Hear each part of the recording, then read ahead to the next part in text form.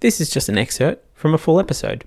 If you enjoyed what you hear here, go check out other full episodes, either on YouTube or as part of the podcast feed.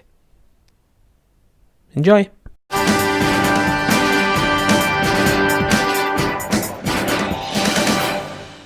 On to Patriotic Fruit news. A Queensland strawberry grower, Bells Creek farmer D West, is calling on Australians to pick for their country in a bid to stop fruit going to rot and to spark the dying embers of nationalism within the public, finishing with desperate calls to patriotism, an open-ended call and response of Aussie, Aussie, Aussie.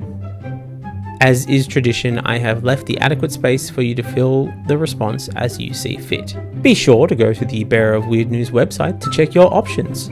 From extreme patriotism to I'm moving to New Zealand if this country gets any more right-wing.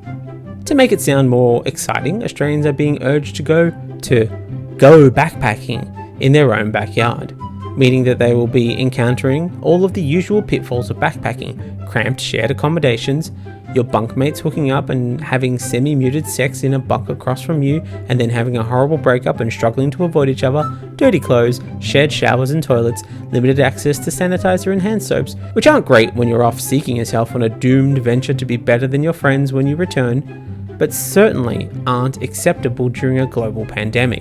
Not to mention, the only accent you can pretend to have when you return is an Australian one. Sure, it'll be a little more rural, and you'll drop a few more cuss words, but that's all part of the charm.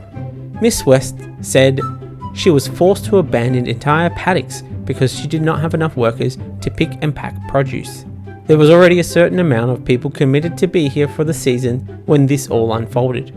So next year is what we're worried about because there's no new people coming in to replace these people, the Bells Creek farmer said.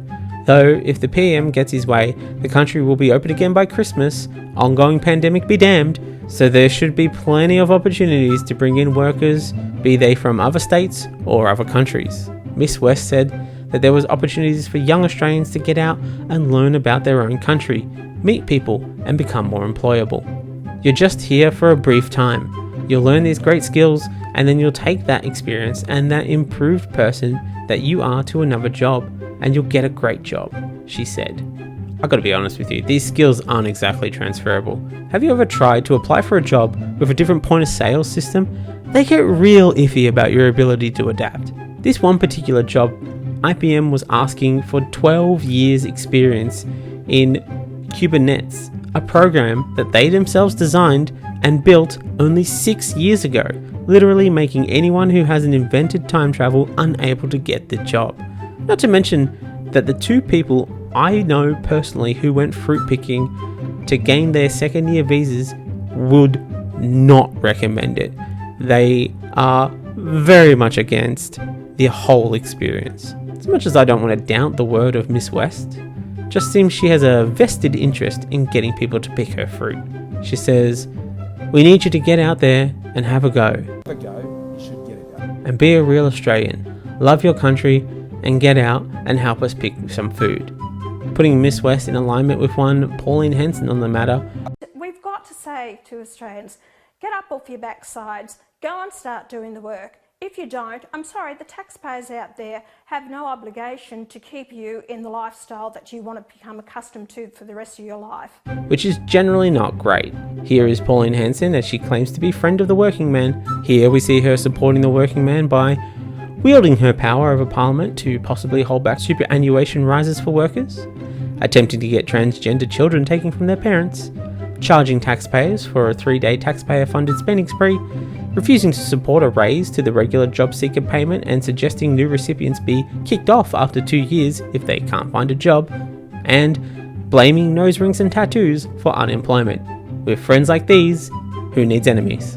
I can see the two of them teaming up to try and push a bill through Parliament where we will replace the idea of mandatory military service that Jackie Lambie keeps floating and make it mandatory fruit picking service. Service guarantees citizenship.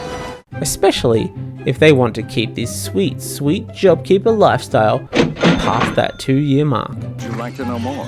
Right, Pauline? No, the whole thing is wrong and it stinks and I don't like it. You don't like it? Well, that makes two of us then. Would you like to know more? I mean, really, who woke her from her wretched slumber by activating the white signal?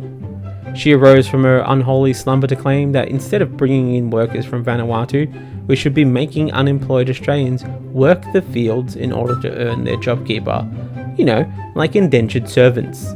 Would you like to know more? She says, we've got to say to Australians, get up off your backsides, go and start doing the work, and if you don't, I'm sorry, the taxpayers out here have no obligation to keep you in a lifestyle that you have become accustomed to for the rest of your life. She said, having not worked most of this year on an outrageous parliamentary salary of $211,000 a year. I am curious what this lifestyle she thinks job seeker recipients are living it up in is. The one where we have to choose between food or rent? Most likely what we will see is this line of thinking will lead to a suggested pick for the dole scheme, as they are certainly planning on violently throwing welfare recipients back into the dark pit of starvation wages that is $40 a day. Look, I can't say it's a very appealing offer, as historically, with backpackers, there have been issues with things like, getting paid. Look, this may have been 4 years ago, but these things tend to stick in people's mind. Not to mention that the amount that they weren't paid was a promised $500 for 30 hours, putting it at $16 an hour, a full $1.70 under the 2016 minimum wage. And Australians don't need to travel all the way out to remote farms to experience wage theft. They can get that experience at their local supermarket.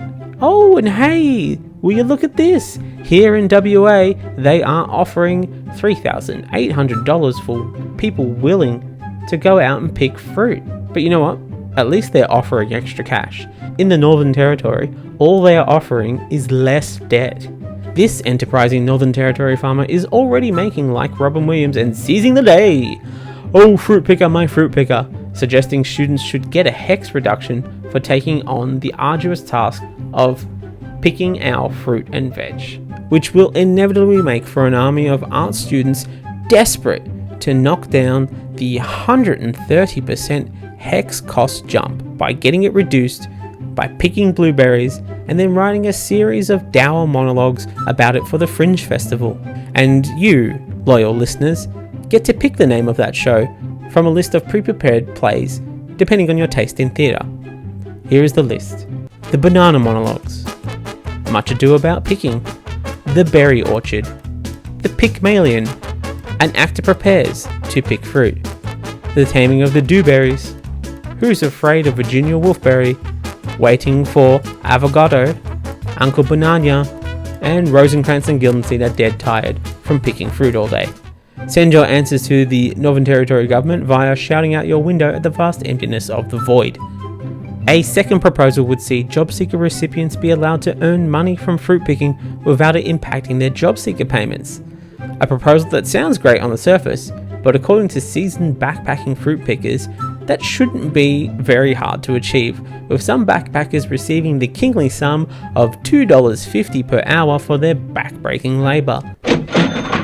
If this is the only alternative to attending Serena Russo-style job application school, well, this is definitely a much less soul-crushing way to spend your day.